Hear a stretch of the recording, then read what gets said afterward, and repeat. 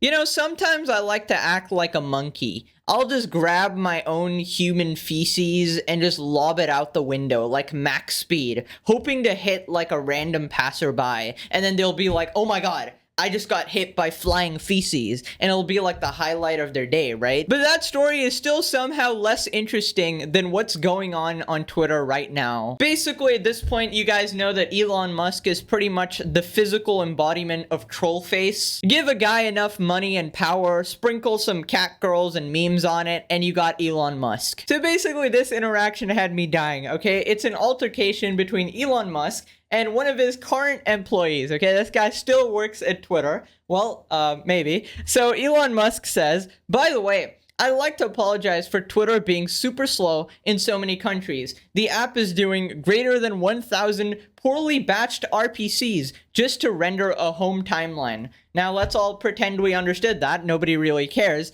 But one of the employees, Eric Frofenhauer, okay, dude is descendant of Einstein here or something. Hot take. He labels it hot take.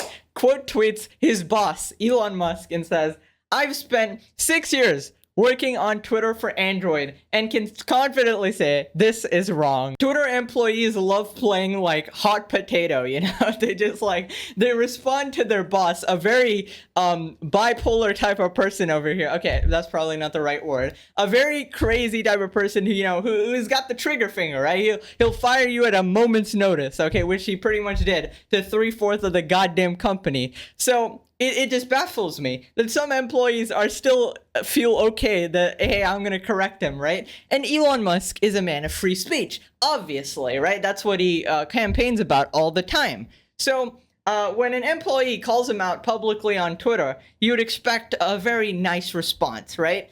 Well, not really. So it starts off like an intellectual discussion, right? Elon Musk is out here saying, then please correct me. What is the right number? Now this is an attitude of a boss. Good job, Elon Musk. But wait, Twitter is super slow on Android. What have you done to fix that? Okay, so he adds on to it. He's like, hey, you're jabbing at me, I'm gonna jab back. A very healthy sort of arguments between you know, employee and boss on a public platform with about 100,000 and millions of people watching, you know? Okay, so basically this next part continues from a previous drama. I'll just summarize it so you don't have to go watch the other video. But basically, Elon Musk stopped the free lunch program at Twitter, right? Basically because nobody was actually using it and they were losing a lot of money.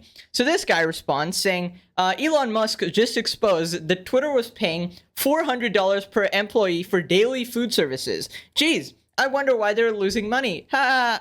You know, 100% worth it. So this employee again responds, 100% worth it. The food was great. Really liked the ghost pepper mayo. Okay, so I don't know if this is a joke because 400 per employee, that's really dumb for food. But maybe he's memeing around, just like his pal Elon Musk. So obviously, Elon Musk is the type of guy, he's a bit butthurt being called out on Twitter. By the way, I'm not saying who's right or who's wrong over here, okay? Because I don't understand what technical nonsense they're talking about, okay? So I don't know if the employee's right or Elon's right, but I just know it's a really funny drama. So after that, Elon Musk responds passive-aggressively saying, true, the food is great. The fact that you don't realize that there are up to 1,200 microservices being called when someone uses the Twitter app is not great.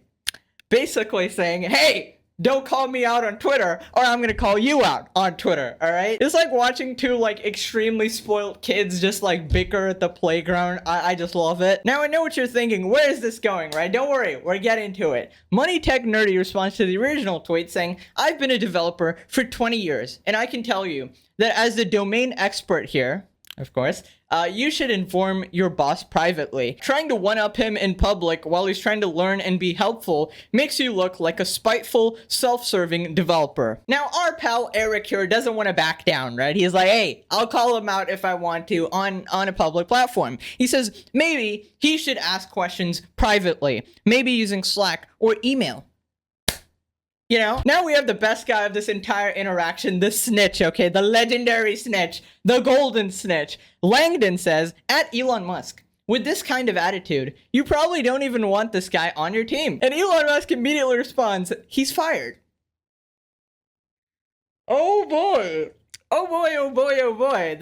There goes your job. Now, I just wanted to talk about a couple things here. One, publicly calling out your boss probably isn't the best idea, especially if your boss is Elon Musk and he's having an absolute manic episode on Twitter.com. Listen, I'm not stupid. I get the concept of free speech, of course. You should be free to say anything, obviously. Criticizing your boss, amazing, okay? We all just want to improve the platform. But I don't think this would fly in any sort of corporate environment ever. You can't just like publicly call out your boss and try to like, gotcha him or humiliate him in like millions of people, especially when he has a goddamn trigger finger, okay? Maybe a different boss and this would be okay, kind of, but still it should probably be done in private. Just so, because if you're calling him out in public, it shows that you want to humiliate him. If you're calling him out in private, it shows that you want to better the platform. And correct me if I'm wrong here, but I think the reason one of these employees got mad was that he thought that Elon Musk was calling him out because he was the guy working on that section of Twitter. But Elon Musk never even like mentioned him by name, right? So people like, I never knew that was the guy who worked on it, but now I know.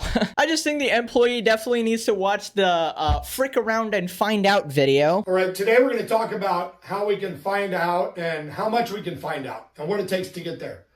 So first we have to decide how much do we want to find out. So let's say in this case, I want to find out at a level of 7. Okay, so I find that level on my graph and I come horizontally to my gradient line. Where it intersects with my gradient line, I'm going to come straight down to where it intersects with my line.